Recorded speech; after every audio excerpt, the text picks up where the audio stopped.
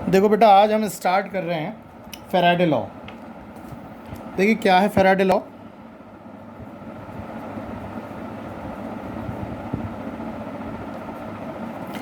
देखिए Faraday law basically आप electrochemistry में स्टडी कर रहे हैं कि इलेक्ट्रोकेमिस्ट्री में इलेक्ट्रोकेमिकल सेल है या गैल्वेनिक सेल है, वॉटेवर दोनों में जो आप प्रोसेस हो रहा है, ऑक्सीडेशन हो रहा है और रिडक्शन हो रहा है। तो मैंने आपको ये बताया था कि जैसे मान लीजिए ये सेल हैं और ये सेल में यहाँ पर ये जेडन की रॉड को आप डिपॉजिट कर रहे हैं, जेडन की रॉड को डिप कर रहे हैं ZnSO4 में, और यहाँ पर ये Cu की रॉड है, Cu की रॉड को आप डिप कर रहे हैं CuSO4 में।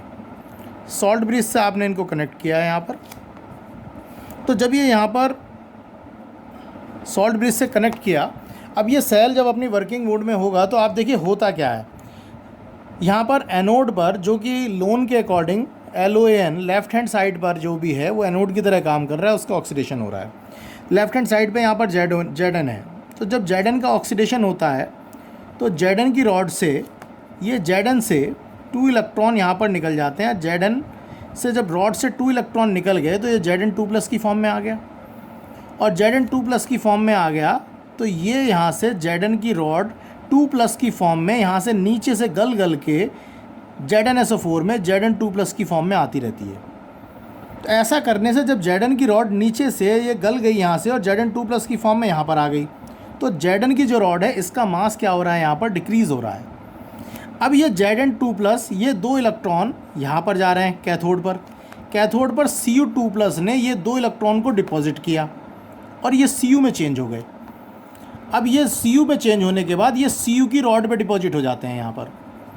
तो देखने की बात ये है कि जब ये सेल वर्किंग में है तो जेडन की जो एनोड पर जो भी इलेक्ट्रोड है उसका मास कम होता जा रहा है, कैथोड पर जो भी इलेक्ट्रोड है उसका मास इंक्रीज़ होता जा रहा है। तो फैराडे ने ये बताया कि ये जो मास ऑक्सीडेशन पर होने पर मास कम हो रहा है रॉड का, और जहाँ पर रिडक्शन हो रहा है जिस रॉड का उसका मास बढ़ रहा है। तो वो क्वांटिटी कैसे निकालोगे, कितना मास कम हुआ और कितना ज़्यादा हुआ। तो ये फैराडे के पीछे थीम है कि फैराडे ने किस चीज़ पर वर्किंग करी। अब हम स्टडी करते हैं। बेसिकली फैराडे के 2 लॉ हैं। तो अभी हम बात करते हैं कि फैराडे फर्स्ट लॉ। तो फैराडे फर्स्ट लॉ में हमने यहाँ पर फैराडे फर्स्ट लॉ के लिए हमने यहाँ पर एक ये सेल हमने यहाँ पर लिया है और ये मेटल की रॉड को इसमें हमने डिप कर दिया है यहाँ पर। अब हो सकता है ये वाले पोर्शन पे ऑक्सीडेशन हो रहा हो सकता है रिडक्शन हो रहा हो। ऑक्सीडेशन हो रहा होगा तो इस रॉड का मास डिक्रीज़ होगा, रिडक्शन हो रहा होगा तो इस रॉड का मास इंक्रीज़ होगा। अब कितना मास इंक्रीज़ हो रहा है, कितना डिक्रीज़ हो रहा है, तो फैराडे ने अपने फर्स्ट लॉ में ये कहा कि mass of the electrode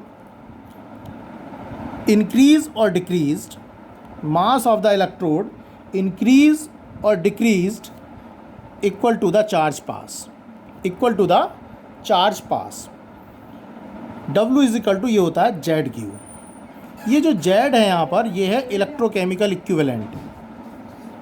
Z को हम बोलते हैं इलेक्ट्रोकेमिकल इक्विवेलेंस। इलेक्ट्रोकेमिकल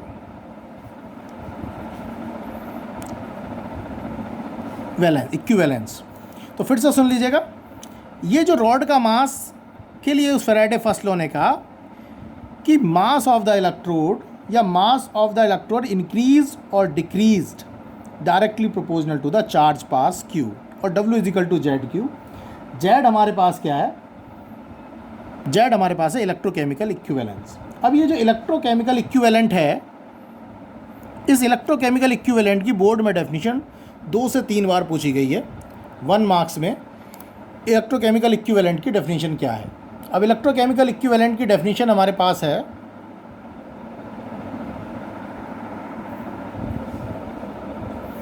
देखिए क्या है यहाँ पर। अगर मैं यहाँ पर लूँ if Q is equal to 1 coulomb, if Q is equal to 1 coulomb, अगर Q is equal to 1 coulomb है तो W इज इक्वल टू क्या हो गया हमारे पास, W is equal to Z। यानी कि अगर आप इसमें 1 कूलम चार्ज पास करते हो तो वेट इवॉल्व और डिपॉजिट किसके बराबर होगा? इलेक्ट्रोकेमिकल इक्विवेलेंट के बराबर होगा। यही आपकी डेफिनेशन है।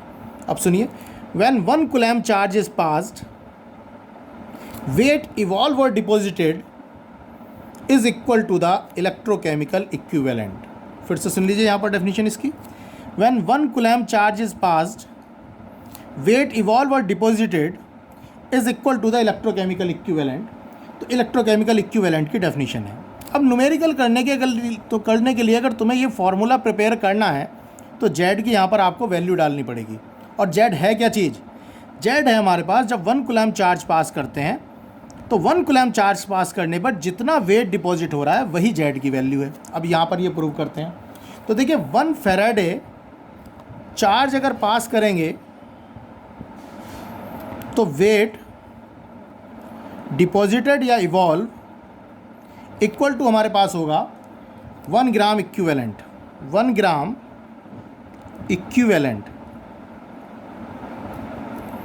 तो 1 फैराडे का मतलब हो गया 96500 कूलम्ब अगर चार्ज पास करेंगे तो वेट डिपॉजिट कितना हो गया? 1 ग्राम इक्विवेलेंट। अगर 1 कूलम्ब चार्ज पास करेंगे आप तो कितना हो गया? 1/96500, इतना ग्राम इक्विवेलेंट वेट डिपॉजिट होगा। और जेड की वैल्यू आप देखेंगे तो क्या है? जेड वो वेट है जो 1 कूलम्ब चार्ज पास करने पर डिपॉजिट होता है या इवॉल्व होता है। यानी कि जेड की वैल्यू ये आ गई। इस जेड की वैल्यू आप इस फार्मूले में ले लीजिए। तो आपका फार्मूला है W is equal to Z Q. तो W इजिकल टू जेड की जगह आपका क्या हो गया? 1/96500, या इसको लिखते हैं आप यहाँ पर E। आप इक्विवेलेंट का नहीं पता होता तो इसे लिखते हैं 1 faraday charge is passed, weight evolve और deposited is equal to the E gram equivalent.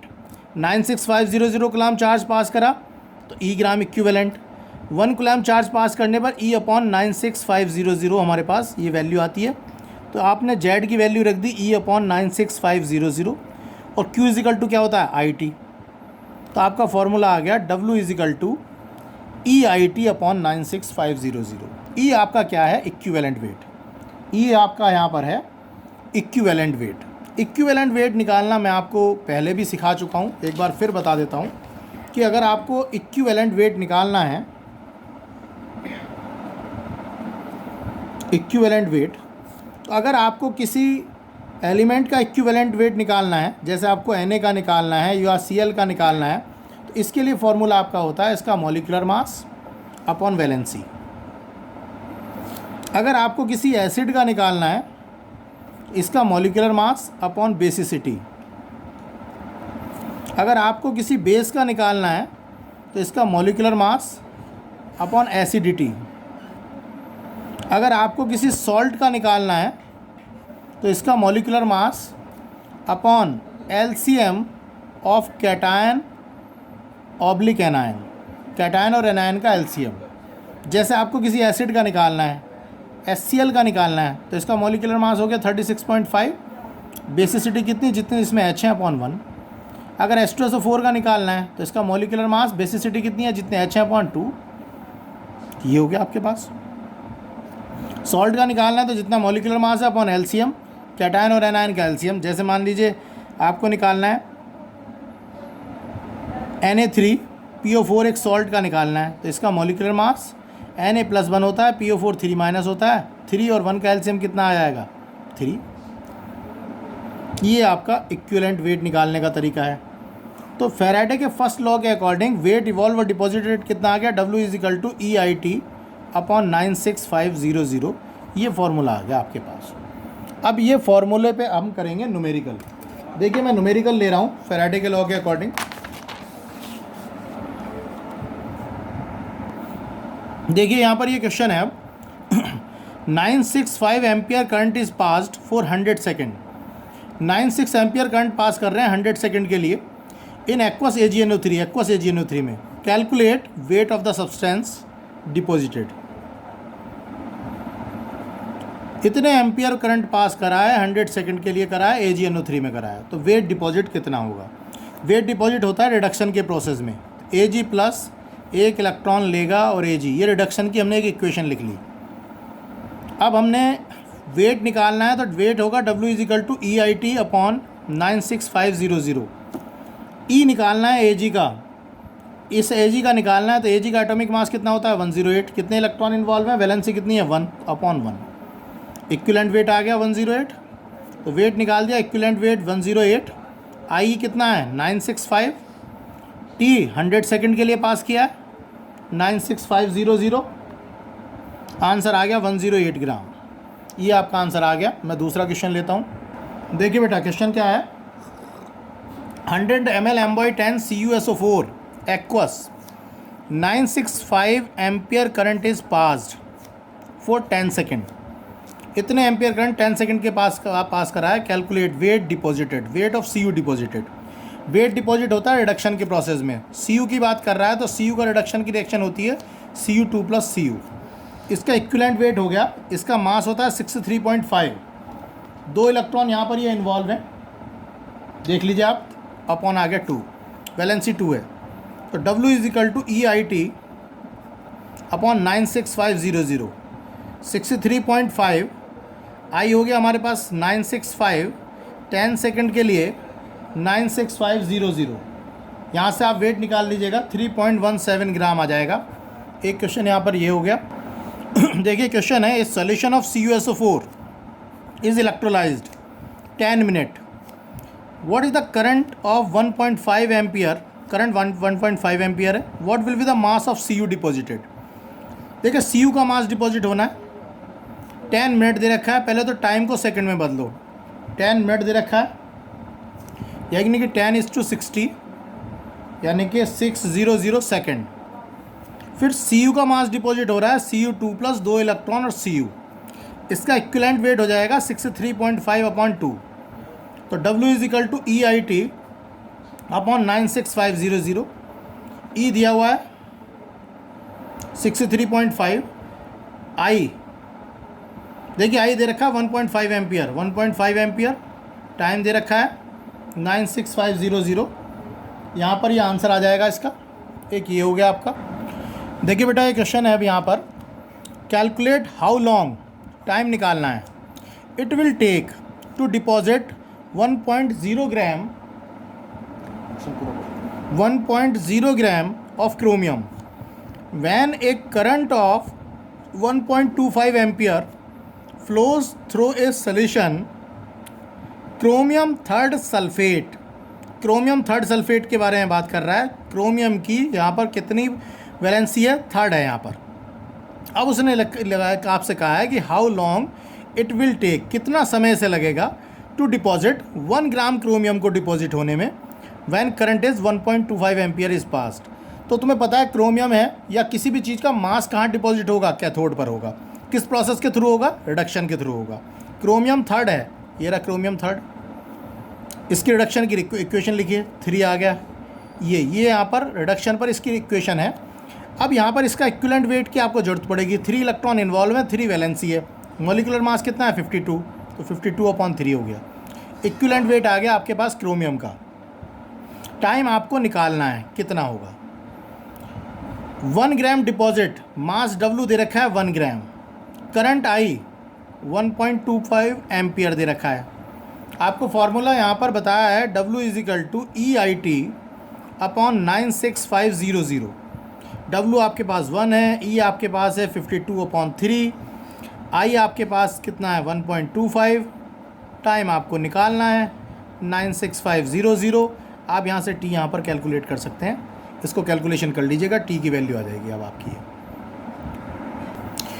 देखिए बेटा ये क्वेश्चन है, how many gram of Cl can be produced by the electrolysis of molten NaCl with A current of 1 ampere 15 minutes. वो कह रहा how many gram of Cl can be produced, यानी इस बार Cl deposit नहीं हो रहा, produce हो रहा है, यानी कि Cl इवॉल्व हो रहा है। तो यानी कि कहाँ से इवॉल्व होगा, एनोड से, कैथोड पे डिपॉजिट होगा।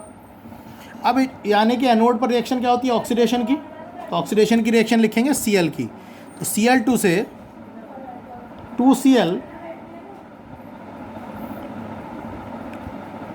Cl2 से हमारे पास ये हो गया 2Cl माइनस और ये 2 इलेक्ट्रॉन, यानी कि हमारे पास Cl2 2Cl माइनस कि आप यहाँ पर ले सकते हैं Cl2। अगर आप यहाँ पर, चूँकि जितना Cl2 का मास इवॉल्व होगा उतना ही डिपॉजिट होगा, जितना इवॉल्व होना है उतना ही डिपॉजिट होना है। तो Cl2 अगर यहाँ 2 इलेक्ट्रॉन ले लें तो यहाँ पर 2Cl माइनस, तो ये रिडक्शन की इक्वेशन है। तो जितना यहाँ पर डिपॉजिट हो रहा है उतना इवॉल्व होगा। तो अगर Cl2 के लिए आप इक्विवेलेंट वेट निकालेंगे तो 2Cl है यहाँ पर। 2Cl का मतलब कितना हो गया, 35.5 मल्टीप्लाई बाई 2, इलेक्ट्रॉन भी 2 हैं तो अपॉन 2 आ गया, इक्वल टू 35.5 इक्विवेलेंट वेट आ गया। W निकालना है, कितना इवॉल्व होगा, EIT अपॉन 96500, ये हमारे पास हो गया। E की वैल्यू 35.5, I की वैल्यू एम्पियर है कितना, 1 एम्पियर। टाइम दे रखा है कितना, 15 मिनट, मिनट को सेकंड में चेंज करोगे 15:60 हो जाएगा, अपॉन 96500। यहाँ पर ये आपका आंसर आ जाएगा, यहाँ पर इसको कैलकुलेट कर लीजिएगा, 0.331 ग्राम आ जाएगा। यहाँ पर ये फैराडे का मैंने एक क्वेश्चन और करा दिया है यहाँ पर। अब हम करेंगे फैराडे का सेकंड लॉ। देखिए अब है बेटा फैराडे सेकंड लॉ। देखिए फैराडे फर्स्ट लॉ में एक सेल था, अब यहाँ पर 2 हाफ सेल हैं और 2 हाफ सेल को सीरीज़ में कनेक्ट, 2 से ज़्यादा भी कनेक्ट कर सकते हो। फैराडे सेकंड लॉ ने ये कहा है कि सीरीज़ में आप यहाँ पर 1 से ज़्यादा सेल को कनेक्ट कर लीजिए। जब 1 से ज़्यादा सेल को कनेक्ट करोगे तब वेट इवॉल्व और डिपॉजिट कैसे निकालोगे। तो यहाँ पर फैराडे सेकंड लॉ के लिए हम बात कर रहे हैं। जैसे ये वाला सेल किसका है, ये CuSO4 है और ये सपोज़ करो AgNO3 है। पहली बात आती है फैराडे फर्स्ट सेकंड लॉ की डेफिनेशन। फैराडे सेकंड लॉ ये कहता है, if same amount of electricity is passed, if same amount of electricity is passed in 2 electrolytic cell, ये 2 सेल हैं, in 2 electrolytic cell containing different compound as a electrolyte, containing different compound as a electrolyte, weight evolve, connect in series, weight evolve or deposited directly proportional to their equivalent weight। फिर से सुनिए, if same amount of electricity is passed in 2 electrolytic cell containing different compound as a electrolyte, connect in a series, weight evolve और deposited directly proportional to their equivalent weight. तो अगर आपने 2 cell को या 3 cell को या 4 cell को series में कनेक्ट किया है, डिफरेंट कंपाउंड आपने उसमें फिल किए हैं, तो उन पर वेट इवॉल्व और डिपॉजिटेड आप कैसे निकालोगे। जैसे आपने निकालना है यहाँ पर WCU इज इक्वल टू हो जाएगा ECU, equation number 1, WAG is equal to EAG। तो आपका फॉर्मूला बन जाएगा equation 1 divided by equation number 2, यानी WCU upon WAG is equal to ECU upon EAG। ये फैराडे सेकंड लॉ के अकॉर्डिंग न्यूमेरिकल करने के लिए एक फार्मूला प्रिपेयर हो गया।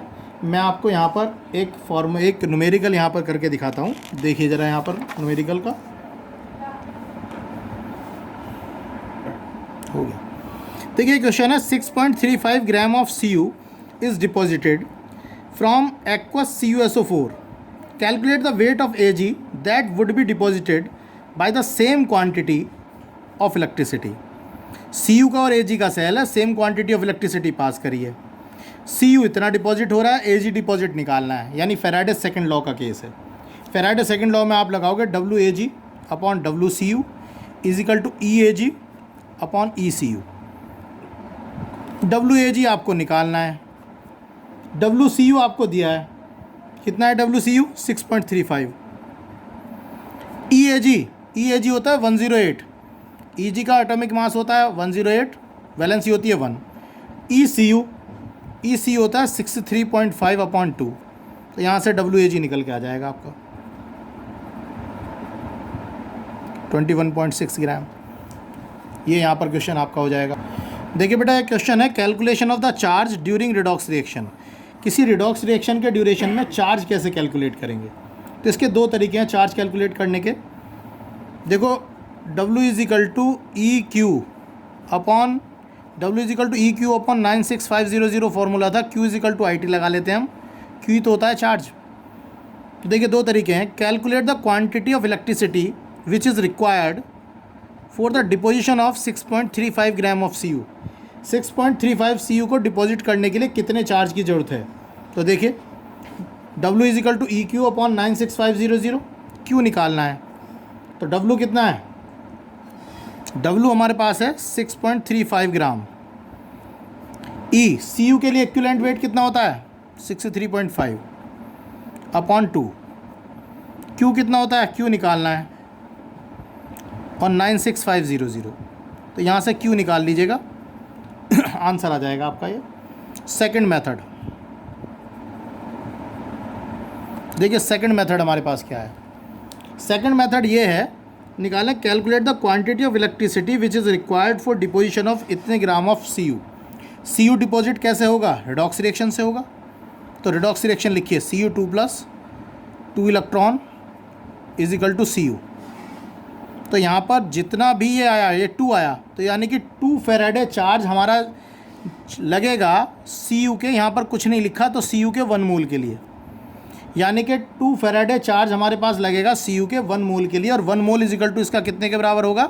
63.5 ग्राम के बराबर होगा।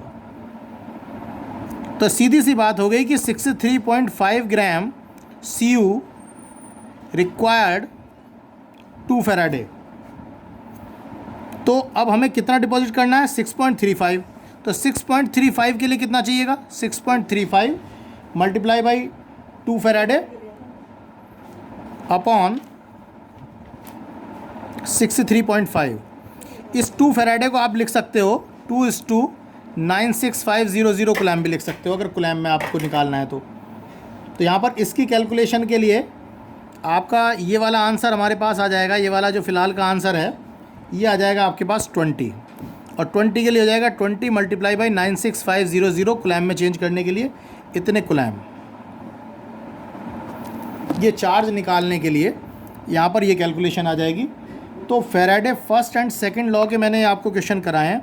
अब मैं फेराडे और फर्स्ट और सेकंड लॉ पर NCERT एक्सरसाइज और ISC बोर्ड की बुक में जो क्वेश्चन दिए हुए हैं वो मैं करवाऊँगा। तब तक आप इनको स्टडी करिए बेटा।